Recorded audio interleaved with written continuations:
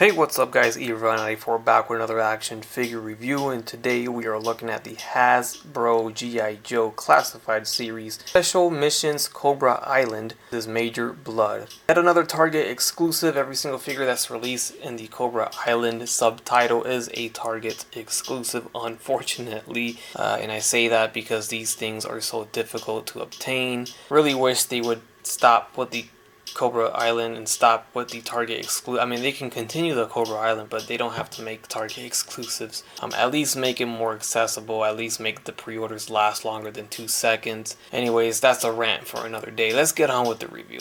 This figure actually never even got a pre-order. They didn't even bother this time around. I mean, that's better. I mean, honestly, if it's just going to end up being a 2-second pre-order, they might as well not even put it up. So whoever made the call of not putting up a pre-order at all is a pretty smart guy. Anyways, let's continue on with the Major Bludd review. You can see him shown in the front of the package there. Got a nice little image on the side. One side shows number 27, which means he's the 27th figure in the line.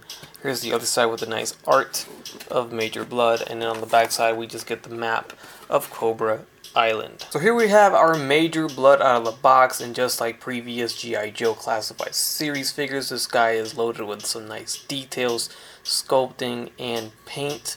Very nice accessories as well.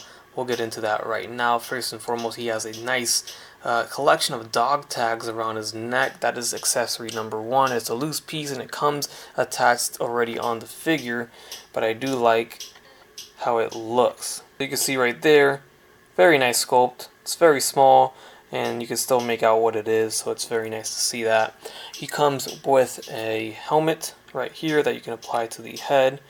Then we have a little back piece with a peg. There is a peg hole on his back where you can attach this back piece to. There it is, nicely sculpted. It's not painted. It's all black plastic mold, but it's a nice sculpt to it. Then we get a nice massive pistol. Looks very cool. It's all black except for the chamber here. It is silver painted, but it is pretty massive and badass looking, so that's nice. We get another pistol as well. This one seems a little bit more futuristic in my opinion. It's all black as well. Little paint could have gone a long way there. There's a peg on the side. Looks like you can peg onto something. And then we get two little, looks like rockets. I could be wrong, but they're all black as well. Again, paint goes a long way. I wish these were painted as well. So here's a closer look at Major Bludd himself, and check out probably the best part of the figure, which is the head sculpt. That head sculpt, that face sculpt looks very, very nice. Pretty intense there with the scarring around the eye patch.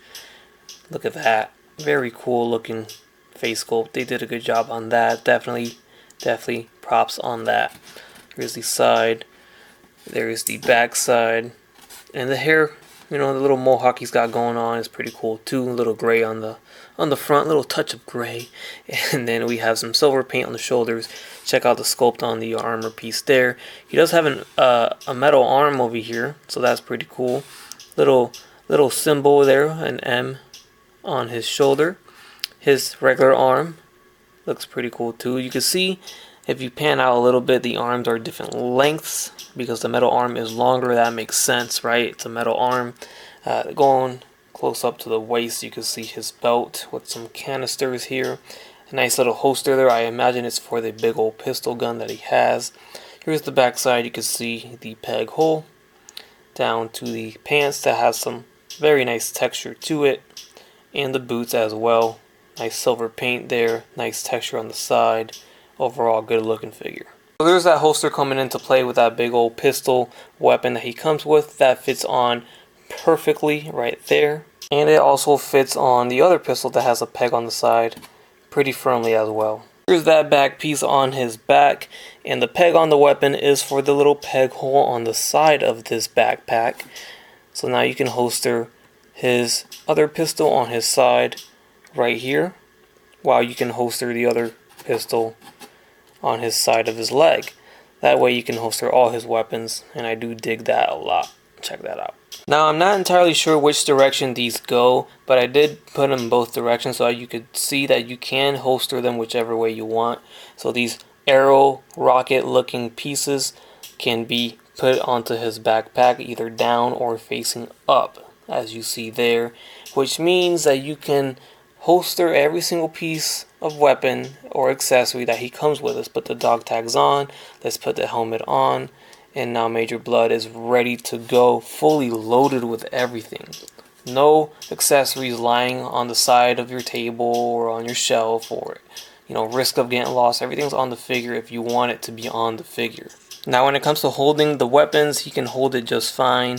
Got the pistol in his metal arm hand right there. Pretty nice grip.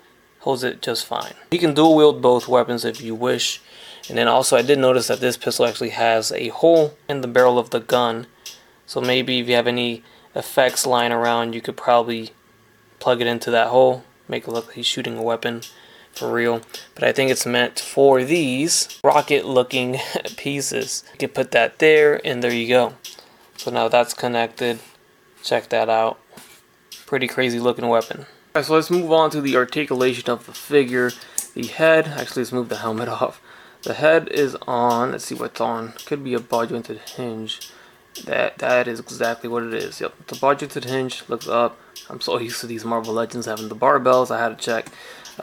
Looking down, head left and right. Pretty good. We got some head tilting here. We do get a articulated neck, so that helps out with that movement there. The arms are really well articulated. It's gonna go all the way up. That goes for both of them. His metal arm has a shoulder pad that is hinged right here, so that doesn't really hinder any of the movement going out. So you can move this out and then move the arm out. We have a butterfly joint at the shoulder, so that's for both. Very nice, I like that. We get a bicep swivel, double jointed elbows. We have a swivel at the wrist with a hinge at the wrist. We have a ab crunch at the torso. It clicks. Mine's a little bit on the loose side. I really don't like that. I hate loose joints, but it could be worse, I guess. Anyways, we have a ball jointed waist that swivels left and right, and it moves forward and back as well, along with that ab crunch. So you get some pretty good motion. We get some tilt side to side. Pretty cool. Legs are the nice G.I. Joe drop down legs. Check that out. They still are doing this, so that's nice to see. Kicks forward, kicks back, in and out. We get this holster here, but it's some soft plastic, so it's pretty pliable. Not too bad.